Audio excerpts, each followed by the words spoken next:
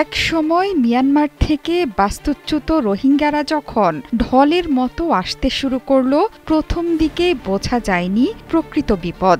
এখন বাংলাদেশ তার চরম ভুক্তভোগী। ঠিক একই ধরনের পরিস্থিতি এবার তৈরি হচ্ছে ভারত সীমান্তে।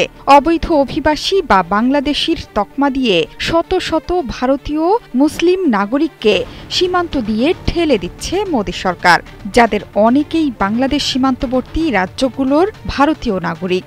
অনেকে বলছেন, সীমান্তে ভারতীয়দের এই পুশিন পলিসি একসময় বাংলাদেশ সীমান্ত অভিমুখে তৈরি করতে পারে শরণার্থী ঢল।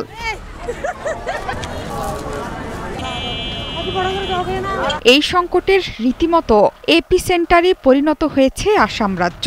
আসামের সাথে বাংলাদেশের সীমান্ত ২৬০ কিলোমিটার। মে মাস থেকে হাজারো মানুষকে বাংলাদেশে পুশ ইন করেছে দেশটির সরকার। এমনকি বাংলাদেশি অনুপ্রবেশকারী ইস্যুতে আপত্তিকর বিভিন্ন মন্তব্য করছে দেশের হিন্দুত্ববাদী নেতারা। স্থানীয় মুসলিমদের বাংলাদেশির তকমা দিয়ে তাদের বাড়িঘর ভেঙে বিরান ভূমিতে রূপ দিয়েছে প্রশাসন। এখন তাঁবুতে বসবাস করছেন শত শত মানুষ। পর্যাপ্ত প্রমাণপত্র থাকা সত্ত্বেও যে কোনো সময়ে সীমান্তে তাদের ঠেলে দেওয়ার শঙ্কায় দিন কাটছে বাস্তুচ্যুতদের।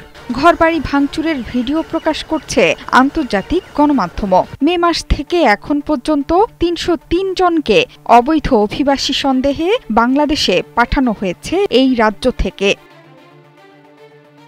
বিভিন্ন ট্রাইব্যুনালে আসামের ৩০,০০০ ব্যক্তিকে বিদেশি ঘোষণা দেওয়া হয়েছে। ২০২১ সালের মে মাসে মুখ্যমন্ত্রী হওয়ার পর থেকে এখন পর্যন্ত ৫০,০০০ মানুষকে উচ্ছেদ করেছে হিমন্ত শর্মা, যাদের বেশিরভাগই বাঙালি মুসলিম। গত এক মাসেই আসাম জুড়ে ৫টি উচ্ছেদ অভিযানে প্রায় ৩,৪০০ বাঙালি মুসলিমের বাড়ি বুলডোজার দিয়ে গুঁড়িয়ে দেওয়া হয়েছে। ২০১১ সালের আদমশুমারির তথ্য অনুযায়ী আসামের ৩,১০,০০,০০০ জনসংখ্যার মধ্যে ৩০% মুসলিম অভিবাসী।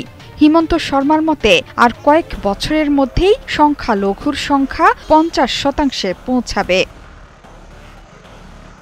গুজরাটেও চলছে ভাঙচুর কার্যক্রম। গেল এপ্রিল এবং মে মাসে আহমেদাবাদের চান্দোলা লেক ও সিয়াসাত নগর এলাকায় ১০,০০০-এর বেশি স্থাপনা, বাড়ি, ব্যবসা প্রতিষ্ঠান, মসজিদ ধ্বংস করেছে কর্তৃপক্ষ।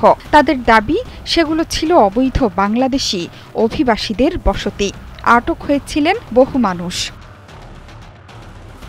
পশ্চিমবঙ্গের সাথে বাংলাদেশের সীমান্ত ২,০০০ কিলোমিটারের বেশি। রাজ্যের বিজেপি নেতা শুভেন্দু অধিকারীর ভাষ্য, সেখানকার মোট জনসংখ্যার ৩৫%ই নাকি বাংলাদেশি অনুপ্রবেশকারী। একই অবস্থা ঝাড়খণ্ডেও। ৯০ লাখ বাংলাভাষী মানুষের বসবাস সেখানে। সাম্প্রতিক সময়ে সেখানেও নাকি জনসংখ্যা বৃদ্ধি পাচ্ছে। বিজেপির দাবি, অনুপ্রবেশের জেরেই বাড়ছে বাংলাভাষী মানুষ।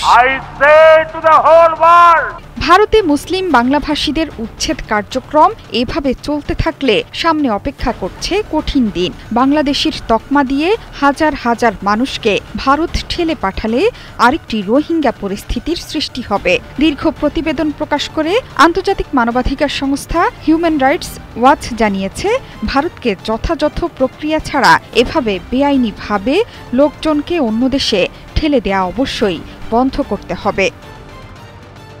জোহরা চৌধুরী সেতু, ৭১।